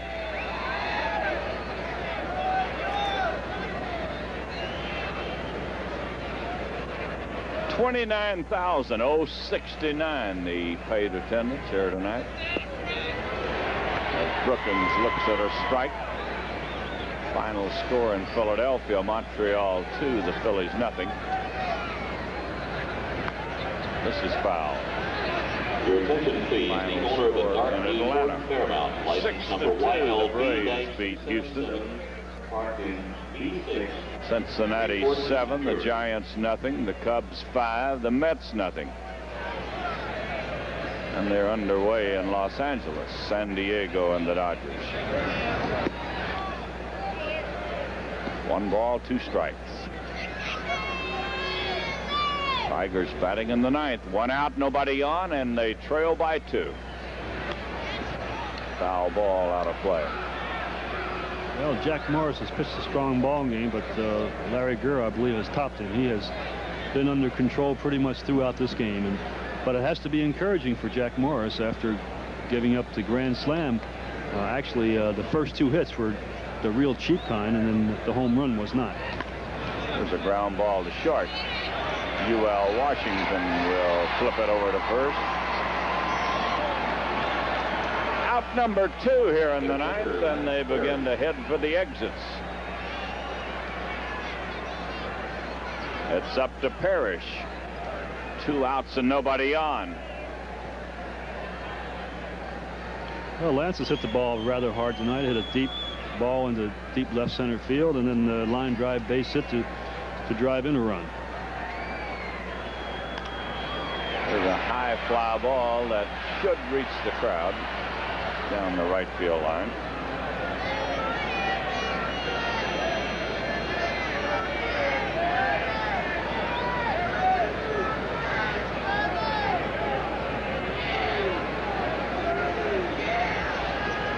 One strike to Parrish, batting with 2 outs and nobody on.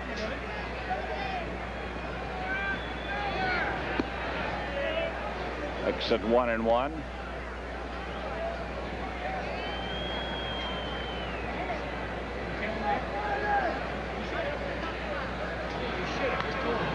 Foul ball back on the screen.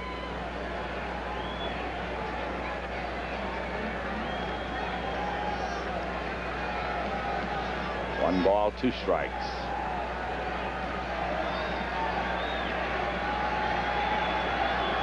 And the crowd beginning to roar for that 3rd strike from Guerra. And he fouls it away. Ooh, that hit him on the foot, I think. It does, and that hurts, particularly with it being so cold. Don't forget tomorrow night, 8 o'clock, we'll be here with you. Dan Petrie against Dennis Leonard.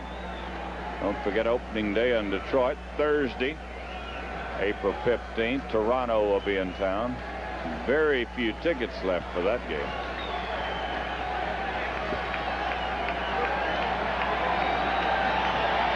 One ball, 2 strikes. Ball 2 and strike 2. He reached back a little bit on that one. I believe it's the hardest pitch he's thrown all night. Here's the 2-2 pitch. We'll make it 3-2 to Parrish.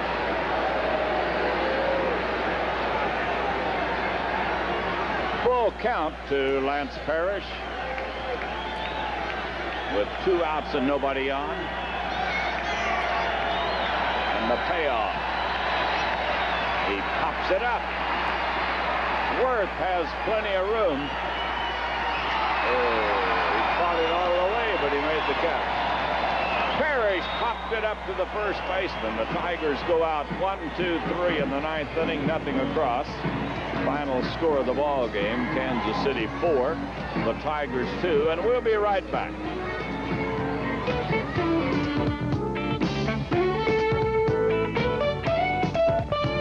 Well, Jack Morris gave up 4 runs in the first inning tonight. A couple of cheap hits, as Al said, to start the ball game. Brett flied deep into left center field. The runners moved up. The decision was made to walk Willie Aikens to fill the bases, and Amos Otis, who's been an old nemesis of ours, Al, for a long time, came through with a grand slam home run. Well, it looked like it was going to be one of those nights for Jack Morris. A lot of runs scored, but to his credit, he settled down. He pitched well throughout the rest of the ball game. It's unfortunate that the first 2 hitters happened to get the cheap hits, but that's part of baseball. But it's very encouraging to see Jack come back and pitch well throughout the rest of the ball game. And has to be I know he feels a little down right now that he lost, but he has to feel a lot better than his performances down in spring training. Yeah, he did not pitch well in Florida, not at all. And he said he was tired. He said the weather was hot, and once we get north, it's going to be a little bit cooler. I don't think he expected this kind of cold weather, but a little bit cooler. And he said, I'm going to be better. Well, after the first inning tonight, he was better. He allowed 7 hits tonight, 3 in the first inning, 4 after that. But as Al Kaline pointed out, Larry Gura was just a little bit better than Jack Morris tonight. He blanked the Tigers all the way until the 7th inning. Then singles by Herndon and Walkenfuss put runners at first and third. And finally, Parrish came through with a single to drive in the first Tiger run. And then Alan Trammell, with a good piece of hitting, I thought, on a 2-strike pitch, got in another run. Well, the Tigers sort of got some life in them in the middle of the ball game. But this guy, Gura, always has pitched well against Detroit. If you sit back there and look for a fastball down the middle of the plate, you're going to be sitting there all night long. You're not going to see too many of them. You have to guess with him a little bit to try to figure out his pattern. I thought we'd do much better against him tonight. We had the type of hitters that I thought would do well, not the home run type hitters, the ones that spray the ball around. But again, you have to give him an awful lot of credit. He's been a tough pitcher throughout the year, and a mighty tough one against Detroit. Al, I thought they did work better against Gura tonight. They went to right field. Miller had a hit to right field. Herndon had a hit to right. The hit by Parrish went up the middle. The hit by Walkenfuss went to right. They were not trying to pull the ball like they normally do against. Well, that's what they have to do, because he wins his ball games by guys trying to hit the ball out of the ballpark, because he's not going to give you the pitch down the middle, the fat pitch that you have to have to hit home runs. We're going to send it back now, back to the station in Detroit, where Eli Zared has put together a few highlights of this ball game, and we'll send it back to Eli, and then he'll send it back to us in just a few moments. Thanks, fellas. The Lions score 2 runs for the Tigers, 6 hits, no errors.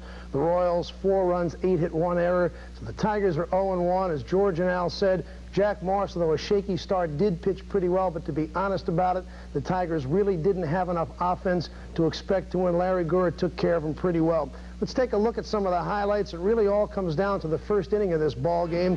That is the story pretty much. It's centered around this first inning grand slam blast by Amos Otis off Morris. Amos led him in RBIs in 1981 and looks up to the task again this time around. Scoring before him, Poquette, Wathan, and Willie Aikens, who was intentionally walked to get to Otis. Meanwhile, Gura, as we said, doing his job admirably, retired a dozen Tigers in a row.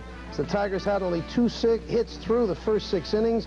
In the 7th, they mounted a mini charge. Lance Parrish knocked a single past Gura. That scored Larry Herndon, who had led off the inning with a single. And after that, Alan Trammell made it a 4-2 ball game. He grounded to third, and that scored John Walkenfuss, who had made a nice hit-and-run single to right. So that is that. 2-6-0 again for the Tigers, 4-8-1 for the Kansas City Royals. And tomorrow, it will be Dan Petrie versus Denny Leonard, a pair of right-handers. Take a look at some of the other scores quickly today.